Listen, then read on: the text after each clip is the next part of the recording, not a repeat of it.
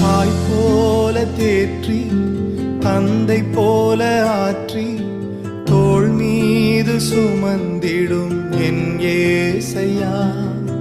தாய் போல தேற்றி தந்தை போல ஆற்றி தோள் மீது சுமந்திடும் என் ஏசையா.